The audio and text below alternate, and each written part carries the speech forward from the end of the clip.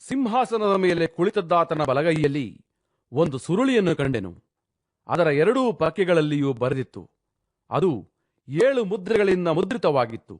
ಇದಲ್ಲದೆ ಬಲಿಷ್ಠನಾದ ಒಬ್ಬ ದೇವದೂತನು, ಈ ಸುರುಳಿಯನ್ನು ಬಿಚ್ಚುವುದಕ್ಕೂ ಇದರ ಮುದ್ರೆಗಳನ್ನು ಒಡೆಯುವುದಕ್ಕೂ ಯಾವನು ಯೋಗ್ಯನು ಎಂದು ಮಹಾಶಬ್ದದಿಂದ ಸಾರುವುದನ್ನು ಕಂಡೆನು.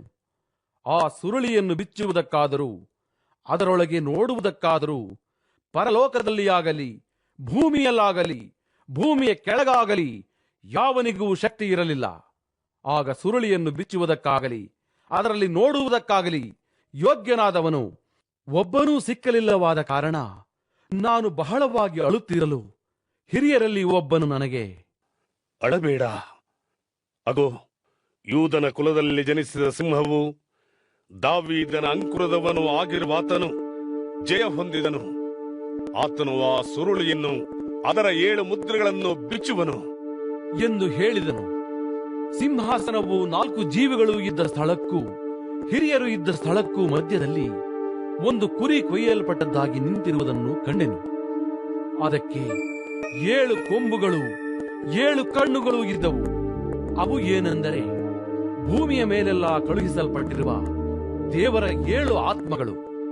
ಈತನು ಮುಂದೆ ಬಂದು ಸಿಂಹಾಸನದ ಮೇಲೆ ಕೂತಿದ್ದಾತನ ಬಲಗೈಯೊಳಗಿಂದ ಆ ಸುರುಳಿಯನ್ನು ತೆಗೆದುಕೊಂಡಾಗ ಆ 4 ಜೀವಿಗಳು 24 ಮಂದಿ ಹಿರಿಯರು ಯಜ್ಞದ ಕುರಿಯಾದಾತನ ಪಾದಕ್ಕೆ ಬಿದ್ದರು. ಹಿರಿಯರ ಕೈಗಳಲ್ಲಿ ವೀಣೆಗಳು, ದೇವಜನರ ಪ್ರಾರ್ಥನೆಗಳೆಂಬ ಧೂಪದಿಂದ ತುಂಬಿದ್ದ ಚಿನ್ನದ ಧೂಪಾರತಿಗಳು ಇದ್ದವು. ಅವರು ಹೊಸ ಹಾಡನ್ನು ಹಾಡುತ್ತಾ, ನೀನು ಸುರುಳಿಯನ್ನು ತೆಗೆದುಕೊಂಡು ಅದರ ಮುದ್ರೆಗಳನ್ನು ಒಡೆಯುವುದಕ್ಕೆ ಯೋಗ್ಯನೇ. ನೀನು ಯಜ್ಞಾರ್ಪಿತನಾಗಿ ನಿನ್ನ ರಕ್ತದಿಂದ ಸಕಲ ಕುಲ, ಭಾಷೆ, ಪ್ರಜೆ, ಜನಾಂಗಗಳವರಿಂದ ಮನುಷ್ಯರನ್ನು ದೇವರಿಗಾಗಿ ಕೊಂಡುಕೊಂಡಿ ಅವರನ್ನು ನಮ್ಮ ದೇವರಿಗೋಸ್ಕರ ರಾಜ್ಯವನ್ನಾಗಿಯೂ ಯಾಜಕರನ್ನಾಗಿಯೂ ಮಾಡಿದೆ. ಅವರು ಭೂಮಿಯ ಮೇಲೆ ಆಳುವರು ಎಂದು ಹೇಳಿದರು. ಇದಲ್ಲದೆ ಸಿಂಹಾಸನವು, ಜೀವಿಗಳು, ಹಿರಿಯರು ಇವರ ಸುತ್ತಲೂ ಬಹುಮಂದಿ ದೇವದೂತರನ್ನು ಕಂಡೆನು. ಅವರ ಸಂಖ್ಯೆಯು ಕೋಟ್ಯಾನುಕೋಟಿಯಾಗಿಯೂ ಲಕ್ಷೋಪಲಕ್ಷವಾಗಿಯೂ ಇತ್ತು. ಅವರ ಸ್ವರವು ನನಗೆ ಕೇಳಿಸಿತು.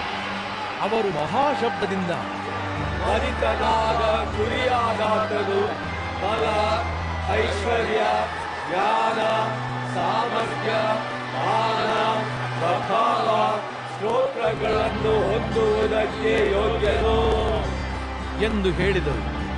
ಇದಲ್ಲದೆ ಆಕಾಶದಲ್ಲಿಯೂ ಭೂಮಿಯ ಮೇಲೆಯೂ ಭೂಮಿಯ ಕೆಳಗೂ ಸಮುದ್ರದ ಮೇಲೆಯೂ ಇರುವ ಎಲ್ಲಾ ಸೃಷ್ಟಿಗಳು, ಅಂದರೆ ಭೂಮ್ಯಾಕಾಶ ಸಮುದ್ರಗಳೊಳಗೆ ಇರುವುದೆಲ್ಲವೂ ಸಿಂಹಾಸನ ಸೀನನಿಗೂ ಯಜ್ಞದ ಕುರಿಯಾದಾತನಿಗೂ ಸ್ತೋತ್ರ, ಮಾನ, ಪ್ರಭಾವ, ಆಧಿಪತ್ಯಗಳು ಯುಗ ಯುಗಾಂತರಗಳಲ್ಲಿಯೂ ಇರಲಿ ಎಂದು ಹೇಳುವುದನ್ನು ಕೇಳಿದನು.